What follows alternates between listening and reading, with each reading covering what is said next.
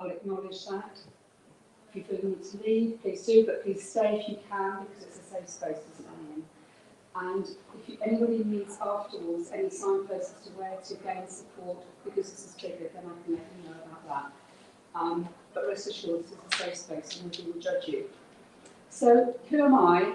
And why am I here? Well, I am a victim survivor of domestic abuse, of coercive control.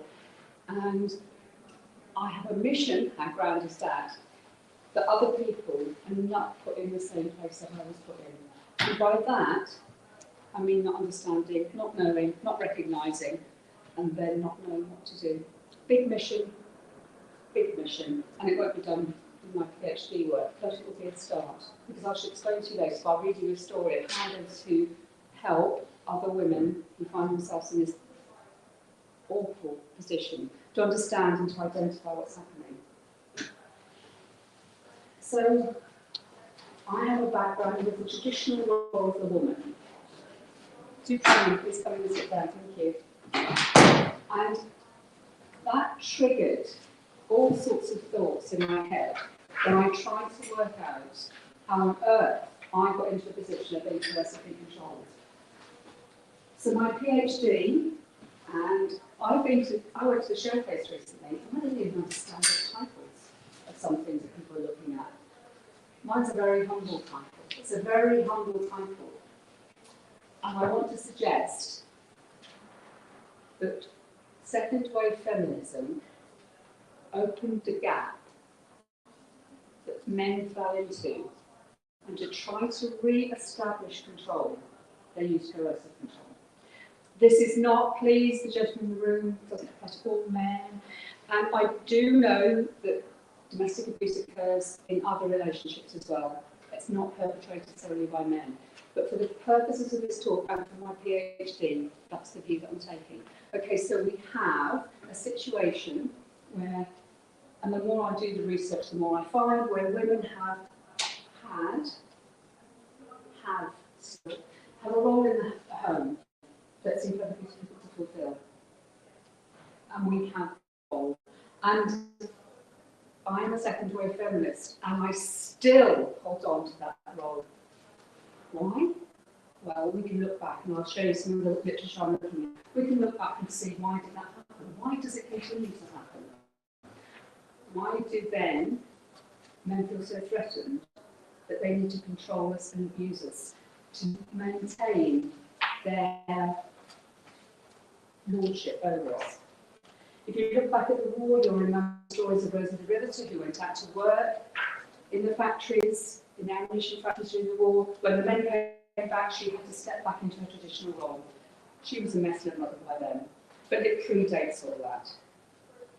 This has always been a model where women have been into traditional roles and they wanted to break out.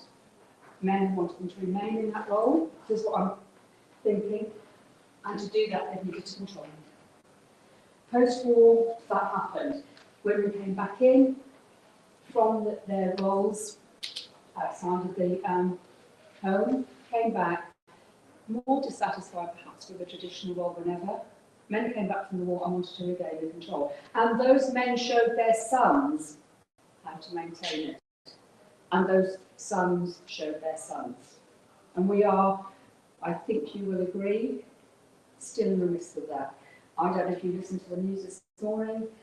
I can't remember the numbers. How many men within the police force have committed crimes of domestic abuse? This is not new, and second wave feminism isn't to blame, but that's a different story. So people like myself, I'm 70 this year, came along, and we were told, not only can you be in the home, you can be out at work, and you can keep the home lovely, and you can do education, you can do a lot. And my word, did we try? Did we try?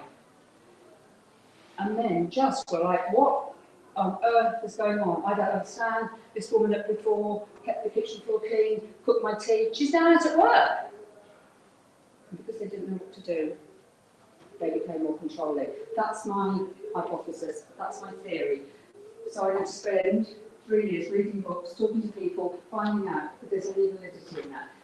Please stop being asked questions. I'm not telling you facts, I'm telling you ideas, thoughts, feelings. So if you have anything from that, please ask me, just stop me. I will try to get back on track if you stop me. No, that's not prophetic. Lyndsey, Yeah. do you want me to run down to ICT and get them Thank you. Yeah. They're not earth-shattering slides. Don't think for one moment, it's probably not working. So I'm a good housekeeping woman, and what I've learned already from reading is that magazines are hugely influential, and were used politically even before the Second World War. So good housekeeping, those of you who've never read it, just ignore this bit.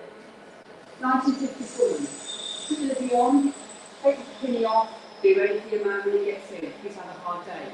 That message, I actually still exists. I watch my daughter, I watch my grandchildren, and I think, how are we going to stop this? I was on the previous trip now because I don't know.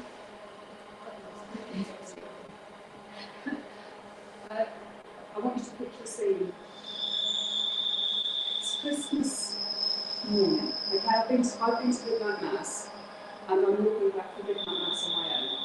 Now, I consider that I have every right to do that, and I don't carry my keys back to my hand, and I'm practically invisible anyway because, as I told you, I'm 7 I'm a blind lady.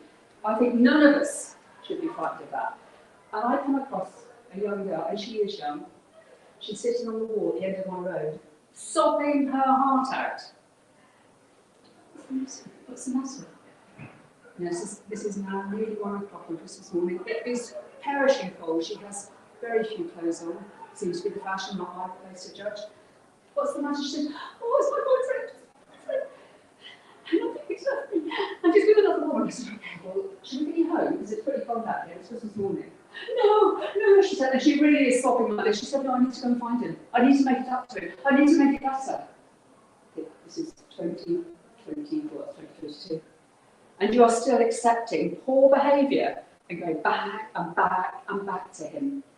Only to find on my way back another weeping girl. My boyfriend's going to hit me. I said, well, should we take you to a place of safety? No, I've got to go and apologise to him. Oh my word, we're not getting through. So this isn't a specific problem for women of my sort who were raised in the 50s, second wave feminists, but I think that feminist second wave allowed a gap to happen. So I want to tell you my story because it makes it real and it makes it pertinent. And I think it's by telling stories that we relate to people. I am not going to produce a wonderful thesis at the end of my PhD. I am apparently an academic creative writer, which is oxymoronic as far as I'm concerned. My mission, amongst others, as you hear, is to write an anthology of short stories that tells the story of women in this situation, how they spotted what was happening, what they did about it, what they learned, and the outcomes, so that somebody will pick it up, a woman will pick it up and read it. It's an easy book, it's a Richard and Judy. And that's not denigrating, it's just an easy, accessible book full of short stories that women can read and think, oh my word, that's what's happening. So I'm going to tell you my story, and then I'm going to read your story. So my story is that I met a younger man, so I think he was probably well taught by his father. He was 20 years younger than me, so certainly well taught. And he was my manager. And in the early relationship, he love bombed me. You all know what that is. There was flowers delivered to work. I was his everything. I was lovely. I was all of that stuff. And I was ready for that, because I'd been taught that that was a good thing. I didn't see the signs. I didn't even know what the signs were to see. We got married. I have to admit that's my third marriage. I should know better by then, I did. And retrospectively, there were plenty of red flags. There was the, where are you now? Can you wear that skirt? Don't put that out like it. All the red flags that there could possibly be. However, unfortunately, and this is pertinent to this story, but it's not impossible to if you may recognise something. Unfortunately, he was diagnosed with cancer on our first wedding anniversary. That brings in a whole heap of other problems, which I'm not going to discuss now, except to say these problems exist. That if you are with somebody who has another issue that you feel, because you are the loving, kind, traditional wife, that you need to be with him for that, it brings in another dynamic. And that's when I began a project with Standing Together Against Domestic Abuse, which is the place I was signposted to should you need help. And Macmillan, and we're looking at the impact of domestic abuse and cancer. It's huge. It's much, much bigger than we thought as a research group. It's a separate piece of work that I'm doing.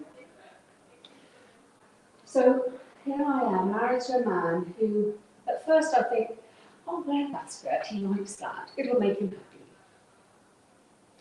I'll cook him that for tea. He likes that, it can make him happy. And I do all sorts of things to make him happy. And then I realise what happens if I don't do those things. I'm not going to go into details, too hideous, too boring.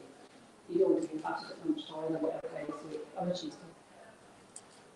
I'm not going to, because I can't bear to talk about them, I'm not going into them because it's not particularly relevant in this setting. But if I don't do what I'm told, I am punished. Very, very punished. And that's hard. And when you slip over and think, I'm doing this not to keep him happy, but to stop him from punishing me, I think it's very liminal. I think domestic abuse is very liminal. I'll tell you what I mean by that. I live just south of the Humber, and I go to the beach. I go to Cleethorpes. I'm not crying. I haven't already noticed. I go to Cleethorpes. If you go to Cleethorpes, you can see up to Sperm Point. It's this, I'm sure you know geography much better than I, from a time like that. It's a spit of land. If you walk on Sperm Point, sometimes the sea is there and the marsh is there, okay? And the path is here. But it's very odd because it sort of swishes and swaps back and forwards. So sometimes you're close to sea, sometimes you're close to marsh, and quite twice a year you can't walk on it at all. Twice a month you can't walk on it at all because it's not there. And I put to you that that's a very good way of looking at coercive control. Because you think, oh, it's okay, I can do this, it's fine. I'm not sure. I don't think I can do this bit. Oh gosh, no, I've got nowhere to go at all. And then it comes back and it goes backwards and forwards and backwards and forwards. And it's very complicated. It's not a straight, this is domestic control abuse, this isn't. It's not like that. And anybody that's suffered any of this knows that that's the case. You'll come and do it 2 or 3 takes, you know. So, in a minute, then we'll get a little model up that I put. But I think that the liminal model works like this. Initially, you tolerate what's happening. You expect it, you think, yeah, it's okay, you just want to wear that skirt. And that you actually encourage it. Because you want to please your man, because you have been brought up to please your man, because that's what my mum told me to do. The next thing I do is I identify it. So you begin to see that this is what's happening to you. You begin to read books. Yeah. Should we just wait? A second. This might take a few seconds. Maybe Shall I carry on? This will take a little while. Oh. Also to happen. Okay, so we're identifying. We are making those red flags into something and thinking this isn't right. Even at this point, I've never heard the words coercive control. I didn't know what it was. I didn't know what it meant. There wasn't a law against it, as there is now. However, I am slightly dubious that there being a law has made vast amounts of difference because you try explaining to the police, we've already discussed the police, you try explaining to the police that if you don't wear the right skirt, he doesn't speak to you for 3 days. I'm not at all sure how that would go down, much less how the CPS might see it. It's very, very hard to identify what I'm talking about. So I thought I'll set boundaries. That's what I'll do. Or boundaries are even more liminal. So I would say, I'll do this. I won't do that. Big low visit, but I won't do that. And then that won't be enough. That will not be enough. So the boundary has to go to here. Then you think, well, I don't want it there, I want it here. But he says it's got to be there. And it's never, ever, ever, ever going to be enough. So then comes to the important point. What should I do? Now bear in mind that then husband. He's still alive, by the way, don't feel sad for him. He's still alive. So I leave him. Oh, said my friends, you can't leave him, he's got cancer. I recognise that this is an additional complication that you don't all have. I couldn't leave him. My GP said, tell me that you'd leave him if he wasn't dying. That's true, isn't it? Because he was at that stage before he got immunotherapy, he was dying. What I couldn't cope with was the day they said the immunotherapy has worked and he's going to live. You think, oh, this is just awful. Anyway, that's a different story. It's part two. So this is my model. Tolerate, identifying, boundary setting and leaving. But it's like Kubler-Ross model of grief. It's not linear. It's not chronological. It goes backwards and forwards. You think, I'll leave. No, I won't, I'll put up with it. No, I'll set some boundaries in place. And you go backwards and forwards in this liminal state all the time until a point comes. And that point is different for every survivor of domestic abuse. And you think, I've had enough. Because we have free will. So, of course, once I started to think about free will and whether I could go or not, I then have, instead of not doing a PhD, you think, oh, I'm doing that now. So you drift off into an existential crisis with another heap of books. I think by the time I've actually picked up the file, I'll get through all the books, it is shorter than that, and they'll be left unread. And so I'm reading more of the work of Iris Murdoch because she's a great existential feminist philosopher. Oh, look at that, look. So this is the model I'm working to, you saw it first here. So I got to this, I could leave, and I could got choice here. And I'm not exaggerating. I can live or I can die. And on that, sadly, is the choice that many women have to make. Now I've got to pick on to something. Oh, there we go.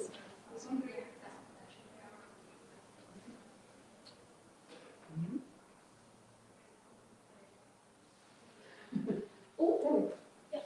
So what am I finding? So to just pull this together before I read my story, I'm finding that men have always tried to have control. This is not new. This is not just second wave feminism post-war. It's deeply embedded.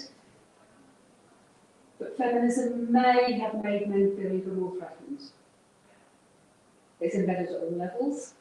I don't know, I only read The Guardian, you can tell that, can't you? Guardian reading on it. And Sanko's written a report to the police. It's endemic, not just the snap snippets we got this morning. It's endemic. It's embedded at all levels. Read about Andrew Taylor, don't read about Andrew Taylor. It's too awful to read. Think about Stanley Johnson. He only broke his wife's nose once. Oh, that's good, isn't it? We'll give him a knighthood. How far is that? I mean, seriously, a known domestic abuser, even being considered for a knighthood, what message are we sending to society? And something that's concerning me a great deal, I have 8 grandchildren, sex education in schools. How you can safely strangle someone, to have sex and strangle someone. Safely. It wasn't even a thing in my day. Thank God I never had to contemplate that. And why are we teaching that? Is that even a thing? And what I'm also finding, which I haven't put on there, is why I'm stopping here. Why are we putting in all these things to keep women safe? To get on a bus? Get on a bus, really? Talk to a policeman? Don't think so. As I said, hold your keys. Have an app on your phone. Phone somebody when you get home. I shouldn't need to do any of those. I shouldn't need to. None of us should. That's what we should be teaching in schools. Can you click on one, please? Oh, thank you. So what can I do? What can any of us do? We can talk. We can bring it out into the open. I didn't talk about it for ages. I didn't tell my then husband's friends what was happening. I was too ashamed. I was ashamed of being abused. We can listen to people. In my experience, and I've done much more work now, as you know, as you've heard, people need to talk about what's happened to them. They need to make sense. We need to support people. When you leave a relationship of domestic abuse, sometimes it's not the end. You have been, another term, trauma bonded. You feel very, very close to that person. The person that you thought was there. I still think sometimes, if I'd only tried harder, that real man underneath all that would have come out. And it's very hard. That's when we need support as well. Leaving is not the end. And we can write stories. So I'm going to read the story. That's the end of the presentation. No, got it. So bear with me, I'm just going to read this. I really, really, really want your comments on this. I wrote it one day, as we all do when we're writing, just sitting in the writing room is where this story takes place. And I really thought then about how we choose not to leave. So this is a little trial, a first draft of the story. I've called it I Could Leave. I could get up and leave this waiting room right now. No one is holding me here. It's a dystopian space full of people with pain. We sit in serried ranks waiting to be called. It feels like the gates of heaven or hell. How long will I have to sit here in purgatory until I know my fate? No one makes eye contact, afraid that our pain and intolerance might show itself. The lady sitting in front of me is fat. Her buttocks spill out over the chair. The man next to her is shrunken. He takes up only the space she has left for him. I wonder who wears the trousers. The man opposite me is fretting. He has checked his watch, it's not a posh one, about every 30 seconds since I have been here, checking it against the clock on the wall. He has sighed each time. I'm sitting completely still. I've not checked my phone. I do not want to know. There is so much I would rather not know. The outpatient person, I've no idea if she's a nurse or a receptionist, we're not supposed to know, calls her name and the fat lady stands. She stands with effort and grunting. The smell of her squashed body is unleashed. Her trousers are caught in the fat roll of her knee. The shrunken man stands too. She tells him something and he picks up the carrier back from the floor and hovers. He knows he should help, but he doesn't know how. They follow the unidentifiable person. The man next to me huffs and shows interest in something on his phone. It pings obligingly, and he makes a noise that suggests he is both pleased to be contacted and annoyed with the content. He taps at it like a woodpecker at a tree, persistently and noisily. I think that the woodpecker might be more productive. There are plenty of notices in the waiting room to keep me occupied. The car park ones, neat, tidy, laminated, telling us the party line. The second grade notices are typed, but bare and only blue tacked on the wall. The grade 1 notices have books. They tell me about COVID and masks. None of us is wearing masks. Only the fading notices remember that pandemic. The information we really want is grade 3. Grade 3 is hastily scrawled on a whiteboard in a variety of fading colours. It tells us the waiting time, the nurses' names, and which consultant is in today. The date on the board is nearly a month ago. I could just leave. I don't have to stay. No one really cares. But I don't go, do I? I have free will, but I have taught it, over the years, to conform. The GP said, go to the clinic. I will refer you. The receptionist said, sit on the red chairs. I carefully avoided the green ones, even though they're in the same area. The doctor will say, take these tablets. And I will. I have been brought up properly. I know my place. I do as I'm told and keep the peace. I am called by mother, unidentifiable person. This one has red hair and it's falling loose from her ponytail, cascading down her back. No one was like that in my day. We kept the walls or whispered, telling off from sister. She avoids eye contact. Perhaps she can't see me. Perhaps all my weeks and months of trying to keep out of the way have worked. And now no one notices me. I feel like screaming. I can't hold it much longer. Would she bat one of her disengaged eyelids? Would she tear herself away from the folder she is now studying? I bet she gets to use the remote control at home. But even she may not be allowed to talk when the football is on. When 22 men decide the mood of the evening. And whether or not I will wake the next morning with a sore belly, but otherwise unscathed. I don't scream. She tells me she needs to weigh me. No, you don't, I think. I know exactly how much I weigh. Too much rides on how I look within the tight parameters allowed. Every day, without fail, linked to his phone so he can determine whether or not I get a treat. She knows my weight and my blood pressure, up, and my pulse rate, up. I could have told her both of those. She doesn't comment. I wonder how much she weighs. Does she have a free choice in what she eats? Shall I ask her? Stop the silly questions. He gets cross if I ask silly questions, so it's easier if I stop myself even thinking. The doctor doesn't look up. He doesn't look up as I enter his consulting room. I really must be invisible. I could just leave. My marriage is like this. Grade 1 notices, neat and tidy, degenerating to barked commands until all it was a cacophony of muddled demands and chaos. But he always knew what was going on. He didn't need to look at me. He just knew the impact of pain. The doctor looked up from my hospital notes. Well, Mrs. Foreman, I have your x-rays here, and there is damage. Of course there is damage. I am tired, worn out, burned.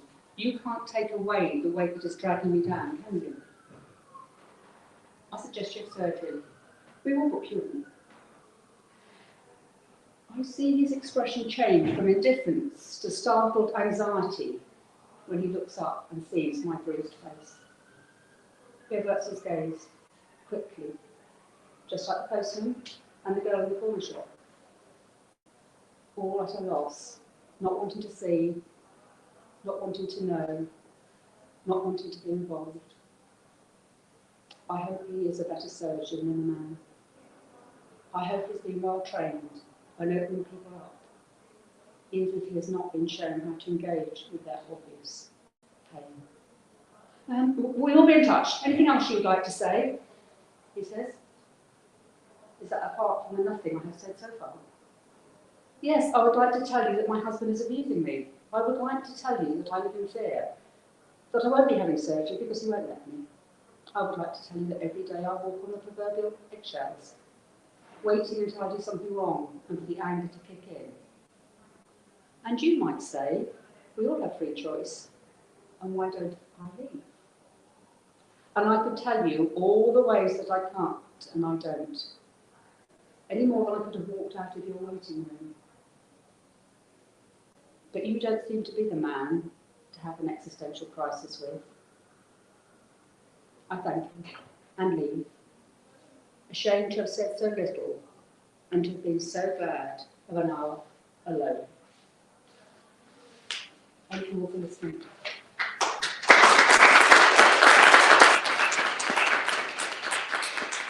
Thanks so much, Marion, for sharing such an emotive account of how pervasive coercive control can be and really highlighting its reach and its impact.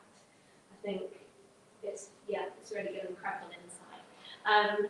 What I'd like to do now, I think, particularly given the slides of the fiasco, is just give you some time to decompress, and we'll just move on to our next speaker, and we will allow time for sort of questions and discussion after Lyndsey has spoken, if that's okay. Would that suit you, Marion? That's fine. So we have now our Lincolnshire Women and Girls Research Network lead, who is going to be talking about effective responses to violence in women and girls, reflections on a rapid literature review, and response to complexity. So very complimentary to Marion. Yes, trying to bring it all together. Do I need to stand up, or are you okay? Maybe you don't need to be on camera, you just focus on the slides. That's right. So, huge thanks to Marion as well, because I think you'll see a lot of, although not her voice, but a lot of Marion's voice within the slides today, I hope.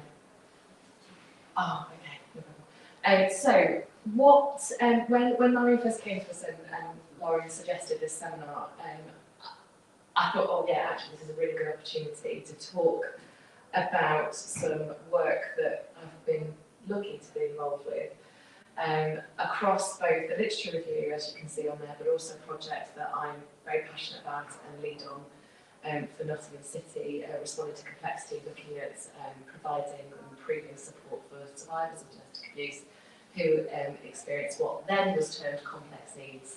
In essence, we're talking about individuals who have utilised coping mechanisms such as substance use, drugs and alcohol, and or alcohol, and also for those individuals that perhaps don't have English as a first language. But the majority of today's talk really centres on a piece of work that we did in the summer last year. Seems like only yesterday, but also seems like years ago. So the Northern Ireland Executive approached Tony and us, so Anthony Ellis, for those that don't know Tony, around doing some systematic literature reviews. There were two in particular. One was looking at the relationship between trauma and violence against women and girls. I will leave Tony to talk on that on another day. And that was led by Tony. And then the PI on the project that I'm about to talk to you today was Lauren Hall. So altogether there were Lauren, me, Tony and our PhD students, Lorna and Ruth, who were engaged in a systematic review. So the one in particular I'm going to talk to you today, drawing out the theme around coercive control, looked at effective legal and policy responses to violence against women and girls. So, hopefully, oh gosh, this is my... Oh, no! There we go. So, as I mentioned, we were approached to do this review, and as a result, it was quite a rapid turnaround. I think it was a 3-month project from start to finish. Not ideal for a systematic review, put it that way, but we did have a fantastic team, as I've mentioned. So just to explain some of the methodology around the project itself. So we were interested, as I mentioned, that, well, I should say the Northern Executive were interested in gaining some information around what we would identify, what we were able to find out about effective policy responses, both policy and legal responses to violence against women and girls. So this involved a rapid systematic review of academic peer-reviewed material.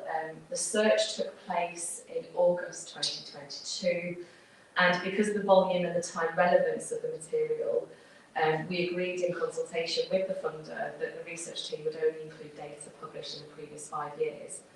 Now, for any of you that have done any research in this area in terms of coercive control, you'll know that the actual literature on it dates back much, much earlier than that, but these were our search terms. So at the inception of the project, we met as a research team to devise what we hoped would be a rigorous, and I do think it was, search protocol based upon the requirements of the funder. The inclusion and exclusion criteria were based on the following principles. First of all, the literature assesses or evaluates the effectiveness of legal or policy responses to a form of violence against women and girls. And there are there's quite such a huge amount of forms of violence against women and girls. So you can see the breadth of this project was huge. Literature that provides a clear, transparent and robust methodology of evaluation or assessment of the response. We'd also include literature that evidences suitably robust and rigorous evaluation methodologies such as randomised controlled trials, mixed method evaluations, and it had to be peer reviewed. So as I mentioned, it was a 5-year period, and that included between July 2017 and July 2022. Because it was a Northern Ireland Executive request and in consultation with them, we only included literature that originated from the United Kingdom and or Ireland. We were looking and interested in literature that refers to policy or legal responses which relate to female victims, so we're excluding any other victims of violence and abuse. And we also included literature that can refer to policies or responses that are either preventative, reactive, or both in nature. So I gave an example, you can see an example on the screen there of our inclusion criteria for the policy elements. And it was very, very similar for the legal response as well. In terms of the parameters and speaking to the funder, we made sure, in consultation with our subject librarian, so Marie in social sciences, who's absolutely fabulous here, we sort of talked to her about the most appropriate databases we should look at and we should target. So 2 large databases were identified, and you can see those on the screen there. We use a Vesco host, which included the very large Academic Search Complete, and also Westlaw. So we provide a justification in the report for why we utilise this, but in essence we felt that we needed to include Westlaw just to mop up a lot of the legal articles that perhaps wouldn't come under the social science large database. So in effect, what we did is, you can see the search that took place, and they were organised around 3 core concepts: violence against women and girls, effective policy responses, and effective legal responses. The effective bit we can talk about in terms of the limitations, I think. But just to go through the sift and the process of our literature review, we did a 3-stage sift. During the first stage, an initial sift of the sources was undertaken to determine the applicability for answering the research questions by a member of the research team. So during this first stage, the source title, the abstract, were both used to determine whether the source met the inclusion criteria. If applicability to the study couldn't be fully determined by the title and the abstract contents alone, the member of the research team consulted the introductory section of the full source material. So at initial sift stage, there were 1,589 sources that were categorised using the system that you can see on the screen. Of these 1,589, 1,030 were identified using the search criteria outlined on screen, and 559 sources were identified utilising the search criteria for the legal elements, the law section. So these include 278 from Westlaw and 559 from Academic Search Complete. So after that first stage, we then went into a second stage sift, where of all these 1,030 sources, a senior member of the research team removed the duplicates that were identified in both respective databases, and then a second sift took place following the similar process to the one above, but what we were utilising is the table that you can see at the bottom there in terms of categories. So at this stage, so in the second stage, they were categorised into yes or no status, which resulted in a total of 223 sources identified as potentially eligible for inclusion in the study. 79 policy, 144 legal. For the final third stage, in terms of the sift, it was undertaken by yet another, a different member of the research team, and focused only on those sources identified as yes for the inclusions of the study. So at this final stage of sifting, we had a total of 133 peer-reviewed articles that were identified, including 49 policy-related and 84 legal sources.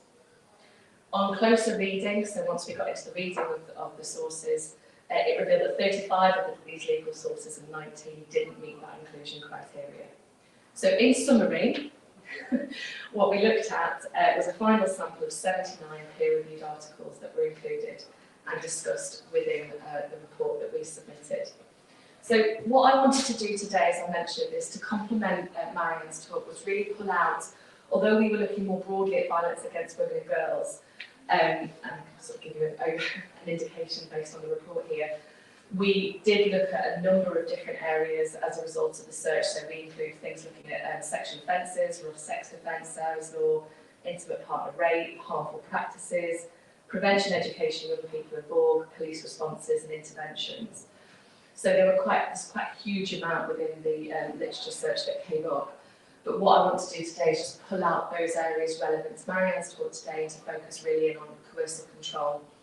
What we found from the literature is that, as Hamburger identified, there were 22 definitions and associated mechanisms of measuring coercive control. So again, Marion talked to this, that there are different ways of understanding coercive control across the literature. But Barlow et al. Really provided a good summary from the literature in terms of looking at Stark's development. So for those that are aware, Evan Stark's understanding of coercive control that really has gained quite significant currency within the United Kingdom.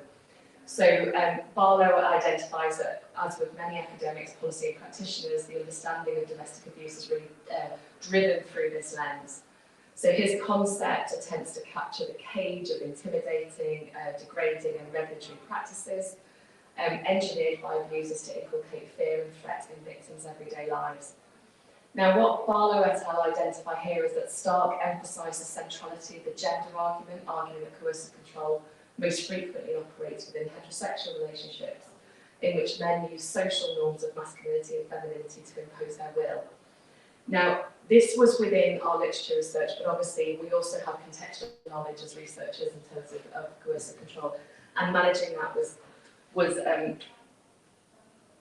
was highlighted at the end of the report, and I'll come back to that. So I'm sure most are aware, but coercive behaviour is criminalised now under Section 76 of the Serious Crime Act 2015. I always remember this because it was released on my birthday, the 29th of December. So Barlow et al.'s research analysed the implementation of this Serious Crime Act within a police force within the northwest of England.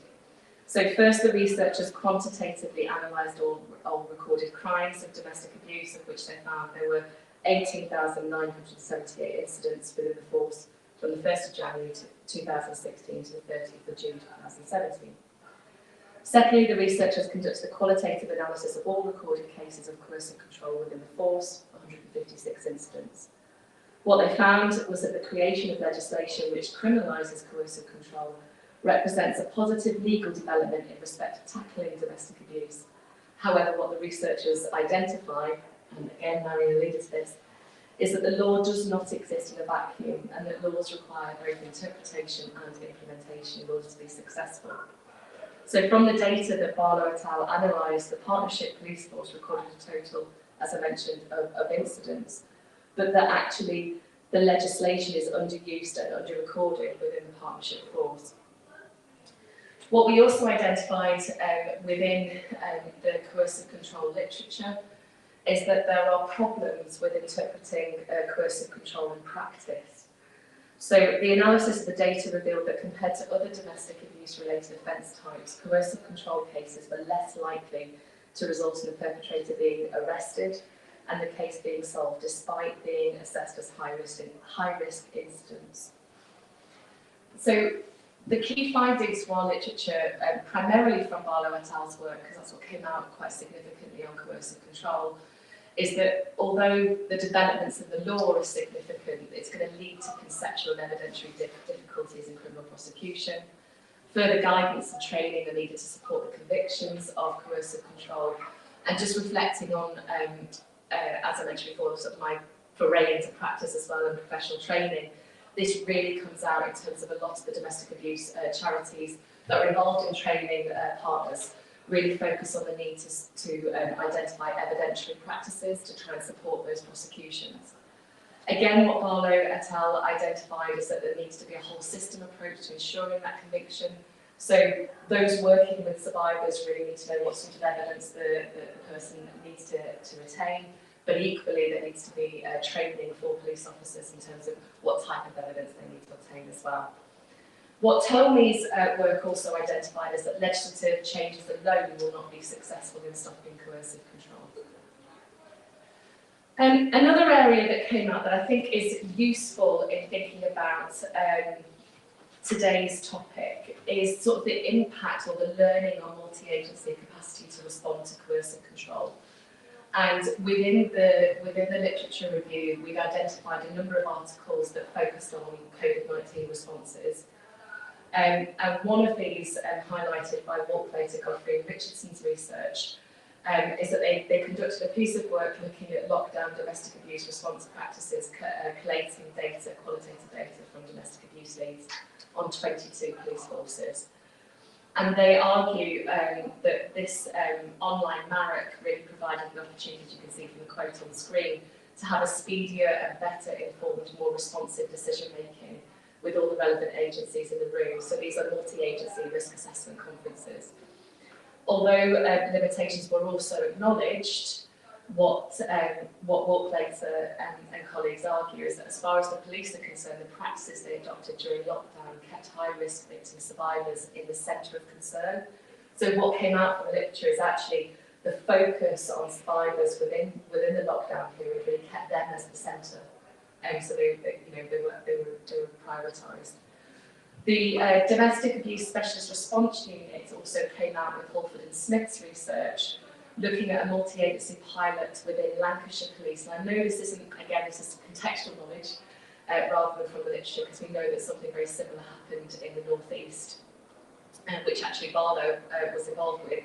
But this in particular came out within the literature search, looking at a specialist response unit that saw Lancashire police send independent domestic violence advisors and adverse sexual violence advisors out with patrol officers in responding to domestic abuse.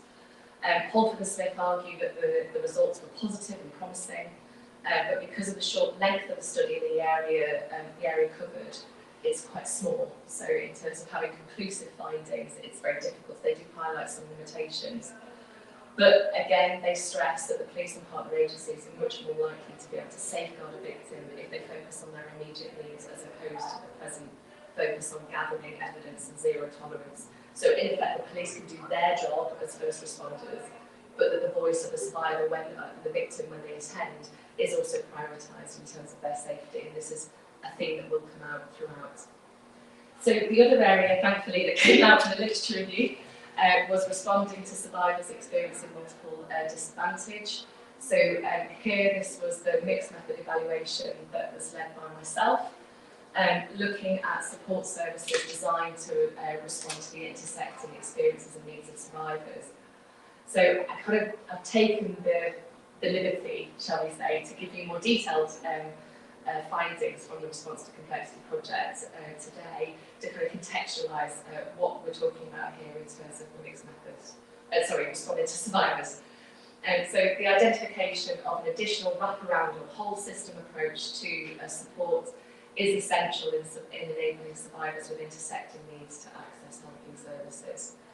And there's a quote on the slide there that we utilised within the report that really summarises the outcomes of the evaluation of the Response to Complexity project in both mine and Catherine's article writing up the findings, that in effect really prioritises that when developing support services for women, there needs to be a better understanding of the experiences and the barriers that can be faced when help seeking. The way in which services are commissioned, so the way they're financed, and the parameters around that can create a maze of services. For those who have complex support needs, resulting in intersecting experiences through severe and multiple disadvantage. There's also significant benefit in wraparound services supporting the survivor. So although I don't think we included the exact figures within the report itself, in the first round of the Response to Complexity project, we had an 86% successful outcome for survivors in that project. So this was Response to Complexity. So Response to Complexity was a project that was led by the Domestic and Sexual Violence Abuse Lead within Nottingham City Council, where they'd identified through both local research but also looking at national research, a real gap to provide services for survivors back in the old day, back in 2016, when we referred to this as complex needs. So what that meant was, for example, an individual, a survivor who perhaps had experienced domestic abuse but had also had a substance abuse background, for example, perhaps with alcohol or with drugs. It was very hard to get them in a refuge space. For anybody that needs any context with that, it's very difficult to find, a refuge to begin with. But for somebody who perhaps has a problematic substance use, there has to be an assessment made by the refuge about whether that individual is suitable for the refuge space at that particular point in time. And equally, if there are more than one problematic drinkers, again using old language, what that creates is a kind of a risk assessment, because we know that that can be negative to the outcomes. In Nottingham City there, at the time when this project was convened or thought of, there weren't any refuge spaces at all for women who required support services around substance misuse or mental health.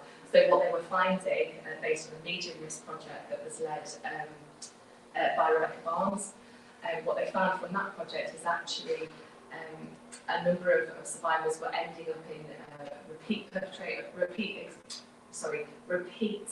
experience of domestic abuse, or subjected to repeat offenders, multiple offenders, multiple perpetrators. So this was really to plug the gap. So on the one hand, it was to provide additional refuge space with 4 bed spaces that was provided by Central Women's Aid, and then to provide wraparound services that would include a specialist domestic abuse worker who was both knowledgeable in terms of the journeys and the experiences of women of domestic abuse, but at the same time also hooked in to understand how substances can be used as coping mechanisms. There was also the opportunity for additional language translation, interpretation services, and wraparound services in relation to health and welfare advice and post-accommodation support after refuge. So the project in and of itself has over the years gone through a number of phases based on funding available, and you can see those on screen. What the focus has been is to centre the needs of the survivor. I'm not going to spend too much time on this one, but I'm happy to talk to this in questions. There were a number of challenges methodologically, so in terms of the evaluation itself, the baseline data was established prior to me as the evaluator being involved. But I utilised a number of mixed methods in order to both assess the demand for the service and the initial outcomes, and also engage in semi-structured interviews both with service providers in terms of their experience of delivering this service, but then also with survivors themselves to identify what their needs were, and also any barriers or challenges that they faced. I initially was going to look at the content analysis of referral forms, but this proved not possible. And then participant observations as me being a member of the Response and Complexity Steering Group meeting for the first phase. After the first phase was completed in the first evaluation, I was asked to take on the chairing, which I do now. So in terms of indicators of R2C success, so this is what the steering group identified, what would success look like for this cohort of women? It would be that these are service users, survivors who engage with wraparound services. And again, you hear this comment on, are you here for something? It's okay, that's fine. Sorry, so in terms of this cohort of women, they're often labelled as non-compliant, don't engage, hard to reach. So for the steering group, they identified that just actually having a woman engage with services to actually access service provision from the start would be a huge success, because these were women that were often on the outskirts, left out, not receiving vital health and wellbeing services. Additionally, they identified that another indicator of success would be that the survivors would receive wraparound support service and would be in settled accommodation. Because as I mentioned previously, quite often this cohort of women were also those that would end up in homeless situations or being movement from one hostel to another as well. And also finding settled accommodation for someone that perhaps was a substance user as well. That there would be an effective referral pathway, so in effect that services would actually work together, that there would be this multi-agency cooperation, and that we'd be able to identify what the demand for such a service would be, and then of course any barriers or challenges were identified. So what that looked like in practice then is that by working with the women in a multi-agency way, the services would increase their ability to respond to the needs of women. At the same time, the woman would also reap the benefits of that multi-agency wraparound care by having better information provision, health and well-being, having somebody through that complex needs worker and advocating for them with different agencies so they wouldn't have to keep repeating their stories. That's what we hear from survivors time and time again, that when they were working with different agencies, they were having to repeat what had happened to them again and again and again. So by utilising this wraparound service, they were able to be in control of when they wanted to tell their story, not having to tell their story, a key difference. So in effect then, if this was achieved, there would be a widening of service access, an increase in trust in services, again a key element, awareness of any welfare entitlements, settled accommodation support, and in effect ending unsuitable housing for survivors. So once this wraparound care was implemented, the idea is then that the services would meet the needs of survivors, that survivor voice would be heard, and that we would have improved multi-agency working, because the information being shared both at the steering group level but also by those workers who were centering the woman, is that they would increase understanding of survivor experiences, empower agencies to respond, manage expectations, both from the service perspective in terms of what each service can provide to a woman, but also in terms of what the woman can expect, and then increase confidence and inter-agency understanding. So what women shared with me in terms of the interviews, and I matched this against what Ava identified in terms of, I don't know if any of you have seen the kind of coercive control, power control reel from the Duluth model. But in effect, these were examples of domestic and sexual abuse experienced by survivors with complex needs. So because of whether it was substance use, alcohol, perhaps a language need, they identified different ways in which perpetrators were able to utilise their position or their circumstances against them in their effort to coerce or control. Equally, one of the stories in particular that I just wanted to share with you was around the impact of this wraparound care, but prioritising the voice of survivors. And this was really key in terms of improving outcomes for women. So this is just one woman's journey through the Response to Complexity project. Somebody who I've renamed in agreement with her, Naomi. And Naomi disclosed to me that she'd had this long history of dropping out of services and returning to the perpetrator, a multiple perpetrator. She had one child and a grandchild in the town that she'd fled. And when I'd spoken to her, her referral into R2C was the 4th time that she'd left the perpetrator. She'd specifically moved out of her original area to reduce the risk of her returning or being found. She disclosed to me that she'd initially sought refuge in Nottinghamshire, so this was outside of the city where the project was, following information she'd received via the Domestic Violence Disclosure Scheme on Clare's Law. She discussed that the reason she'd returned to the perpetrator in the past were due to her eating disorder. When she felt she was in crisis, she believed she was safer with him. And at the time of being entered into the R2C project, she was engaged with an organisation called Recovery in Nottingham that were working with her and her eating disorder. She discussed how in the past she'd attempted to complete the Freedom Programme, so the Freedom Programme run by, or originated by a fantastic woman called Pat Craven, who through this kind of process with domestic abuse services, what they'll do is they'll do this Freedom Programme with individuals to be able to help identify healthy and unhealthy relationships and what a good, positive relationship looks like. But what Naomi disclosed to me is that she felt she did this far too soon, and that it actually led her to return to the perpetrator because she was questioning whether it was really us. But once she was within the R2C project and she had this attached worker working with her, she was able to explore those feelings with that person. You know, instead of going back and to go, oh, was this really us? She was able to check in with the Rise Complex Needs worker as that person was there. So these were things like weekly telephone calls, face-to-face meetings, coffee in a relaxed environment. And in particular, Naomi discussed really simple things in terms of service provision that we perhaps wouldn't identify. She took her shopping, window shopping to start with, looking at things that she might possibly have in her flat to begin with, talking about budgets because she'd experienced economic abuse as well. To the point that Naomi then identified that she was able to consider moving out of refuge into a different accommodation. But again, this is where her story was heard. This is when she was listened to by the Rise Complex Needs worker, because she didn't feel at that time she was able to move into a flat of her own. She actually wanted hostel accommodation.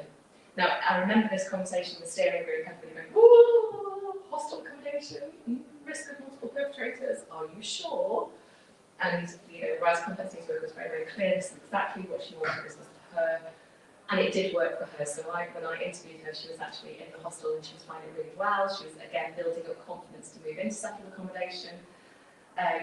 And one of the interesting things is that Naomi did end up in settled accommodation. She moved into settled accommodation, and I just so happened, and this is genuinely just so happened, managed to interview her later on as part of a different project And it was a bizarre moment where we sort of saw each other across screen, and it's like, oh, it's you, and then it's like, oh, okay. Where she then revealed just the journey that she'd been on in terms of therapeutic and mental health services as well, and she was very healthy, positive, and had moved on. So in effect, what R2C identified is that there are numerous factors that prevent women from being able to attend services, but before being able to access a service for help and support, individuals have to know that their experience is considered a need.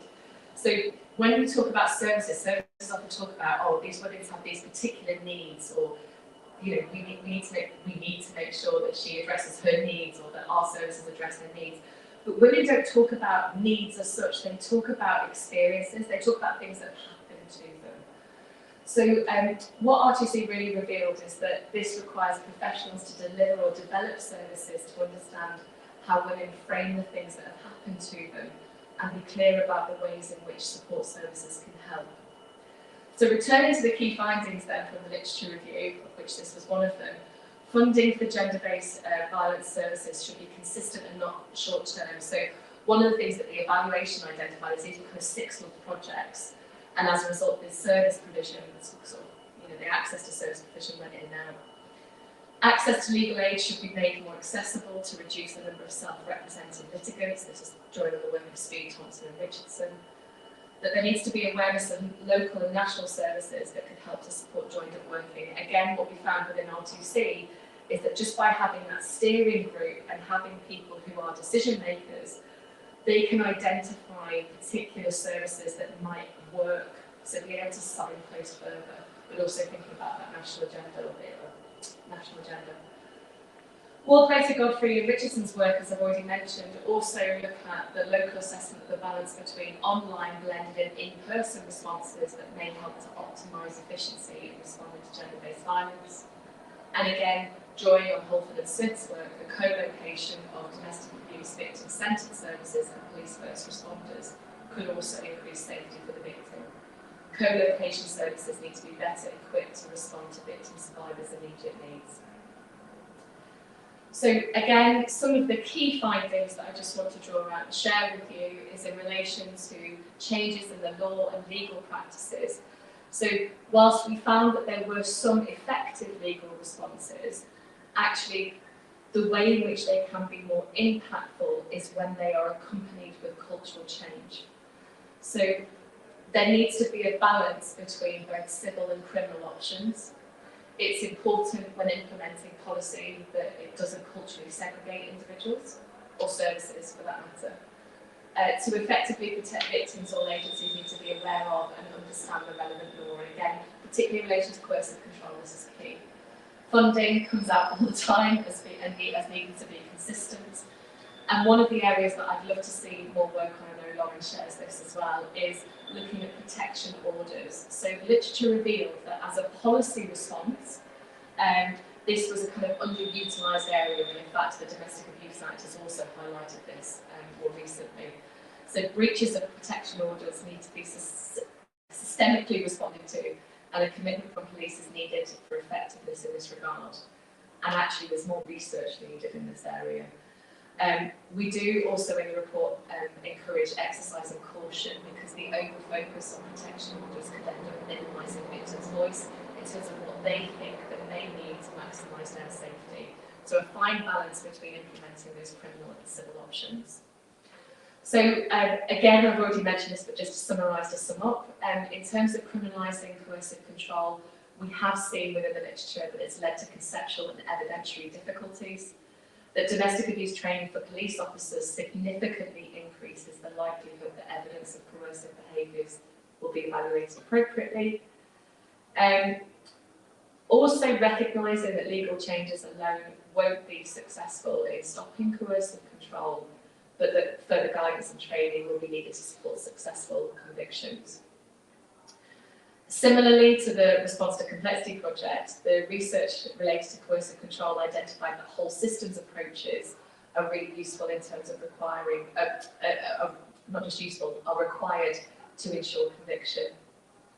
Co-location partnership working, I feel like I've said this a lot throughout the talk today, but as you can see, co-location and particularly that of DA and victim-centred services and police responders could increase safety for victims. That in essence, you need a victim-centred collaborative partnership working, particularly related to protection orders.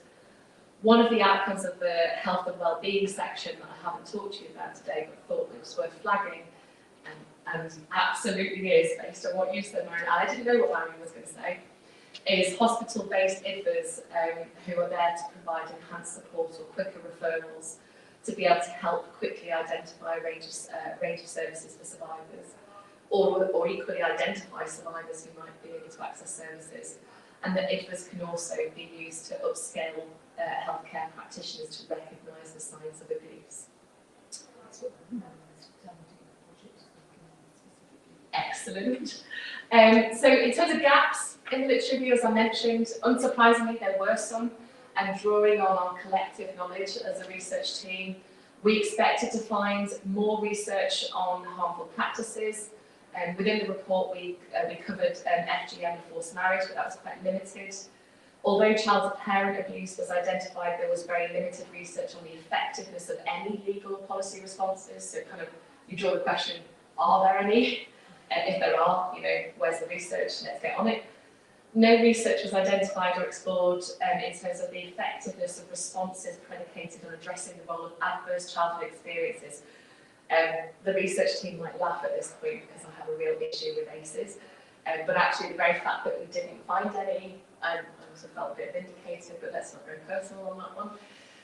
No research was identified exploring the impact of body-worn cameras. Now we know as a research team that we would have expected to see that, so perhaps that tells us that our database needs to be wider, our database inclusion needs to be wider, and that there was limited research identified exploring the effective legal and policy responses considering minoritised communities beyond harmful practices.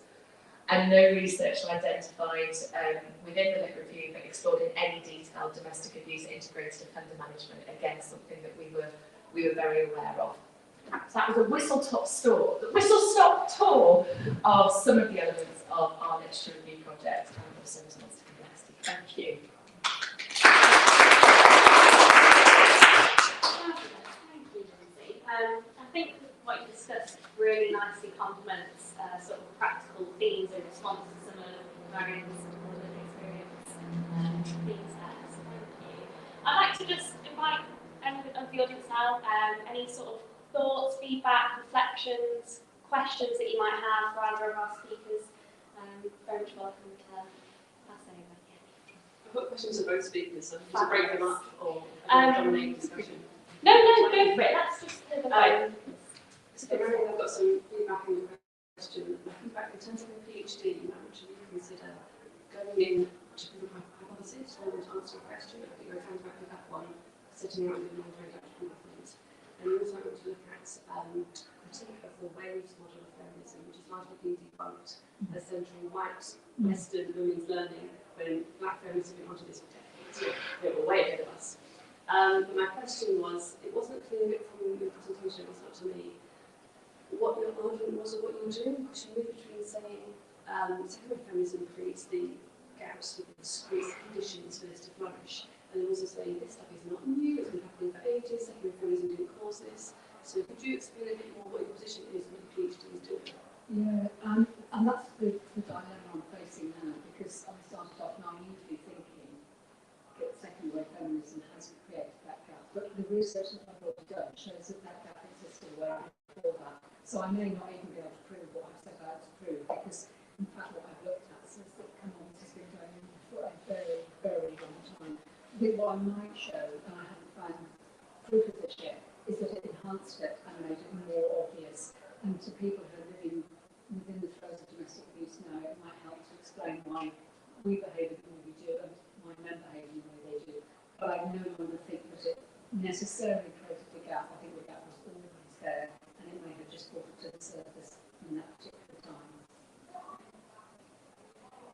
My question for Lyndsey, Section 76 includes elements that the victim experiences serious harm, serious effect on the victim, and also that the perpetrator knows or ought to know that. Do you think that these two kind of punish victims for their resilience if they aren't seriously affected, because it accelerates the perpetrator, and also lets off a perpetrator who can plausibly say, well, I didn't recognise it would have a serious impact, people in my life who have these tendencies often have quite low emotional intelligence, and do not recognise what they're doing is damaging. It still is harmful though. So are these important safeguards because it's criminal law and we need blameworthiness when there's guilt before we can prosecute somebody? Or do they undermine the effectiveness in protecting victims? So and again, I'm going to go with the personal response and then tell you why in terms of the theoretical support with that. And I absolutely do think that they don't meet the needs of victims. The legislation does not meet the need of victims, because if you have a very savvy lawyer, as I'm sure many do, exactly that intent purpose is significant, and actually we cover that in a lot of the domestic abuse cross control training. This is why I'm not a caste or feminist, and it's why I prioritise safety for women. And whilst I would always encourage individuals to seek prosecution, if possible, the first question I would ask with anybody that's working with a survivor is, are they safe, and what will it take to keep them safe? So being fully aware of what the prosecution process will entail, I think is significant, because you can end up in a situation, as I have seen, where survivors are further re-traumatised through that criminal justice process. So this is why I don't think, but this is I'm not a criminal lawyer. So yes, I think it's why there's safeguards in place, in the same way that we have safeguards across all of our criminal law, but from a victimology perspective, I think it further enhances the possibility of women experiencing repeat victimisation. Because we've seen it, and I've seen it in stories of women that I've spoken to in terms of RTC, whereby they haven't presented in a way that people would expect them to present, particularly substance users as well. And actually, in the case of carers who would argue and have argued, I didn't think I was doing any harm, I was trying to protect them. We've seen that case, which is why I would also throw into the mix, although it's highly controversial, which is why we're seeing the majority of the coercive control cases being women who have been criminalised as a result of coercive control. Does that answer the question? Thank you very much for your questions. Anybody else, any thoughts or questions that anybody would like to ask? Do we have any online or anything? No, not at the moment. Yes. So about the support services that are available out there, that came to this morning about mental health support, which is saying so out there, and I wondered what how accessible is that?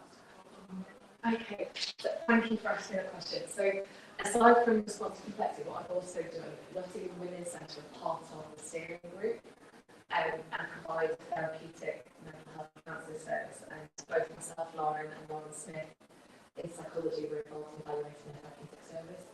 So as a result of that, we did quite a comprehensive lit review in terms of what was out there, but also looking at that services. There was a huge gap for mental health services that's based on a number of things. First of all, it's the commissioning aspect that I've mentioned before. So we've heard time and again there's mission services out there, but the time frame that's required for the response to complexity survivors, on average, it took over 12 weeks to 100 days for a successful outcome. Now, that involves quite significant time working with that individual to be where, when they're ready. And actually, the commission services in and of themselves, they were only commissioned between 6 to 12 weeks. So they're only commissioned for short-term services. So we were seeing, again in R2C, women being referred to things like IAPT or talk therapies that actually weren't suitable for them and didn't meet their needs. And one of the benefits of the therapeutic counselling that's available within the Women's Centre was also this total thing. They were willing to take a risk assessment on a needs basis, an individual basis. Quite often, women who are also still engaged in substance use will not be able to access counselling services. there'll be a very clear line that's made where they're told you have to see substance use to be able to engage in parenting counselling. The elements around risk and heightened risk, as we know from the evidence what that means, but actually having full knowledge of complexity within service, they were able to make an individual one-to-one assessment of whether that person was able to access. So engaging in substances wasn't how dare you can't be often said. We don't commission services and mental health services to work in that way. And one of the, I'd say one of the most trickiest stages of the project was in phase 2, where we tried to increase mental health service access for survivors and trying to get both primary and secondary mental health in the room at the same time was incredibly hard. What we were able to do with the homes and healthcare team is, they were able to do was to fund a particular mental health worker that was able to go into refuge, and they would be able to both work with their local GP service but also signpost them into the quickening access ways. Again, for those of you that don't know this, again, another barrier to accessing services can often be when women end up in refuge. Perhaps they've fled from the other side of the country. They may need mental health attention if they don't have evidence or they've lost their prescription. The GP won't always prescribe that mental health medication, whatever that might be, schizophrenia, anything, wide range. And these might be sort of life-saving medication for these women. So actually the mental health worker is able to coordinate with stuff like that to be able to hook up the GP. But that's quite time intensive. That's a really long-winded way of saying there's absolutely not enough mental health care services out there, particularly for survivors. But women more generally, so we've been working with the Safe Lincolnshire Partnership around the Lincolnshire Women's Strategy. And again, this is one of the areas that we've identified as a need, particularly for improving outcomes for women. So, yeah, the short answer to that is that there aren't nearly enough, and there's a discussion around risk-based assessment. Thank you. If nobody else has got any questions, I might just finish up with the last question from Marion, if that's okay. I know you are at the start of your PhD journey, and it is quite a journey, isn't it? But I was wondering, do you have any idea what sort of impact you hope your story It's obviously going to be, as I said, Richard and Judy.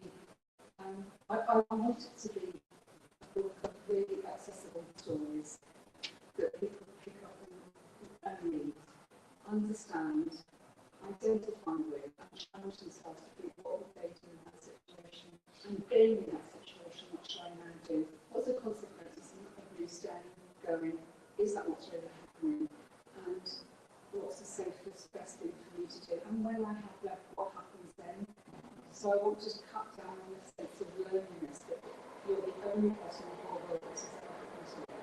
And to somehow also to say, domestic abuse doesn't just come, as I would say, it does come in bruises, but it comes in other ways that you just can't see. And those ones could be much more difficult from my perspective to identify. And you just don't know what's going on. And if you don't know, it's really hard to report it. It's really hard to move on from that. It's really hard to pick up from afterwards, because it's very difficult to make the narrative fit the crime. So you might say he did this and this, and people might go, it's okay, isn't it? It's not okay. And I want those stories to portray that, so that people pick it up, read it. Not even expecting, not looking for a self-help book on Amazon, but thinking, oh yeah, that's what's happening. This is what I could do. These are my options. This is what might happen next. To challenge yourself. So I think, Marion, you're onto something, because actually within, I'm sure people will know this, I'm thinking about, mothers in prison. Baldwin, Lucy Baldwin. Yeah. Lucy Baldwin did something very similar about mothers' experiences within prison setting, and I think there's space for that. And I would say, personally, I wouldn't wait for the PhD, I would start working on that. I'll tell my tutors tomorrow. But that's something that you could talk with different agencies, because I think there's an element of storytelling that's what I really, really want to do. All the backing and the kind of the permission, and this is my story.